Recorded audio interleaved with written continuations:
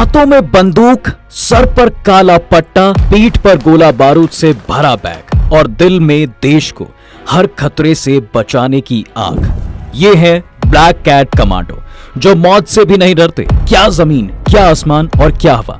India की ये specialised टुकड़ी हर पल किसी भी खतरे से लड़ने को तैयार रहती है। बात चाहे देश की सुरक्षा की हो या फिर किसी वीवीआईपी सुरक्षा की, इनका निशाना कभी नहीं चूकता। एनएसजी के ये कमांडोज केवल एक ही मंत्र के लिए काम करते हैं, और वो है सर्वत्र सर्वोत्तम सुरक्षा। इसके लिए फिर चाहे उन्हें मौत को गले लगाना पड़े या दुश्मन के घर में घुसकर उसे मारना पड़े। अब सवाल यहाँ पर यह आता है कि कौन है ये कमांडो जो भट्टी से तपकर तैयार किए जाते हैं। कैसे उन्हें कभी ना हारने की टफेस्ट ट्रेनिंग दी जाती है। क्या दुनिया में इस खतरनाक टुकड़ी की भी कोई काट है, या फिर इनके जज्बे के आगे अच्छे खासे कमांडर भी ढेर हो जाते हैं। चलिए जानते हैं।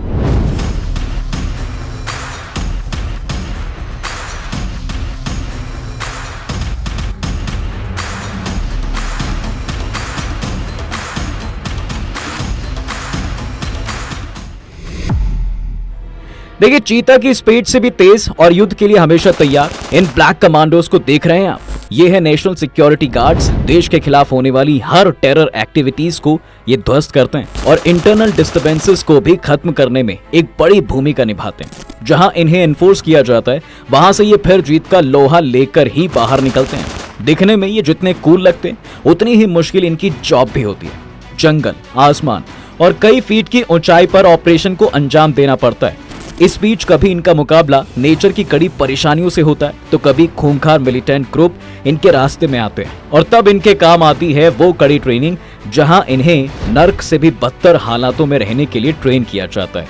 आई एम श्योर कि ये सब देखने और जानने के बाद हर देशभक्त ये जरूर सोचता है कि वो भी ब्लैक कैट कमांडो एनएसजी बनेगा और खतरे से खेलते हुए देश को बचाएगा। बट एक ब्लैक कैट कमांडो बनना कोई इतना आसान काम नहीं होता।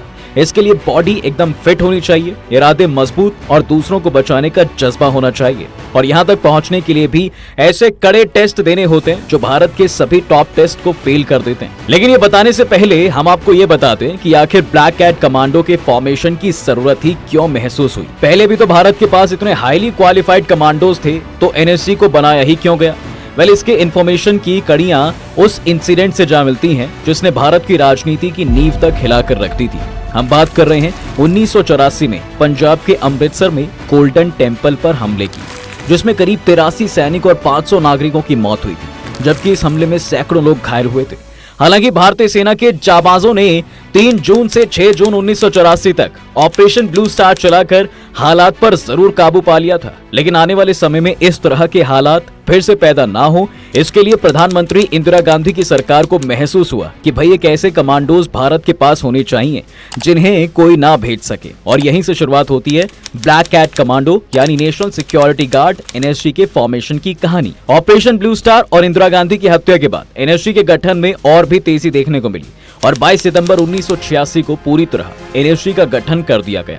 और जब इसकी शुरुआत हुई तो फैसला लिया गया कि इन फोर्स का इस्तेमाल सिर्फ उन हालातों में होगा जहां पर दूसरी डिफेंस फोर्स का काम करना संभव नहीं होगा।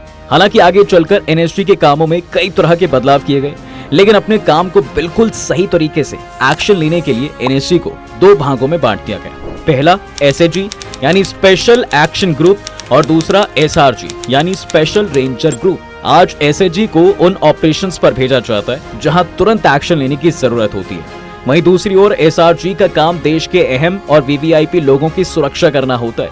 लेकिन जरूरत के हिसाब से एनएसजी के ये दोनों ही ग्रुप्स जब चाहें अपने काम को एक्सचेंज भी कर सकते हैं। खैर, अब ये तो हुई एनएसजी के गठन की बात। आइए अब हम जानने की कोशिश करते हैं कि आखिर इन कमांडो का चयन कैसे होता है और इनकी ट्रेनिंग किस तरह की होती है।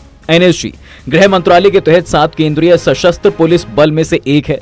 भारत के सबसे महत्वपूर्ण व्यक्तियों की सुरक्षा और आतंकवादी हमलों से बचाव का जिम्मा एनएसजी का ही होता है। एनएसजी कमांडो हमेशा काले कपड़े, काले नकाब और काले के ही सामान का इस्तेमाल करते हैं, इसलिए इन्हें ब्लैक कैट कमांडो भी कहा जाता है। इनकी ट्रेनिंग बहुत कठिन होती है और इस ट्रेनिंग के लिए उनका चयन कई चरणों से होकर गुजरता है।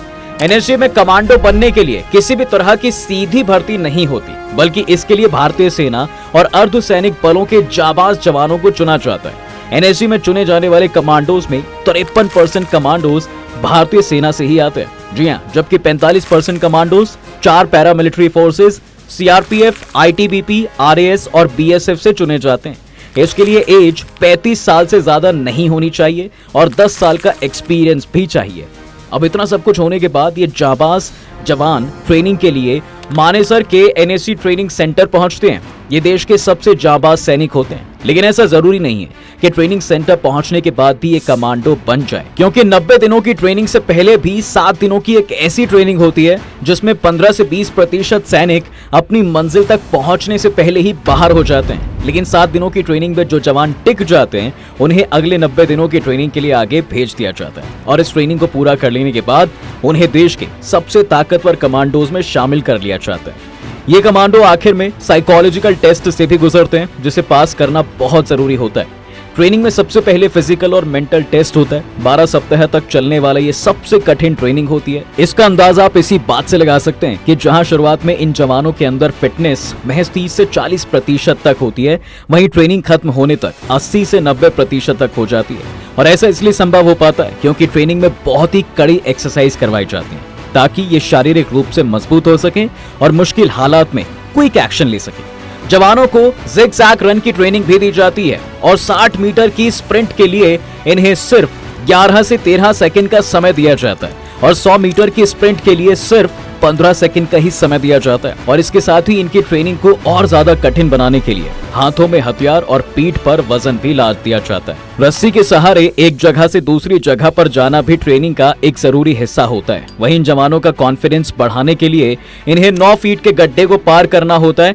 किसी मिशन पर जाते समय न जाने कैसी स्थिति सामने आ जाए, इससे निपटने के लिए हाई बैलेंस भी कराया जाता है। पैरेलल रोप के जरिए इनकी बॉडी को और ज्यादा मजबूत बनाया जाता है। वहीं रस्सी के सहारे चढ़कर 26 फीट ऊंची दीवार को फांदना भी जरूरी होता है।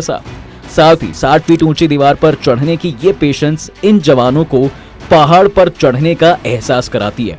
आसमान से सीधा किसी कमरे में घुसना हो तो उसके लिए भी इन्हें खास ट्रेनिंग दी जाती है।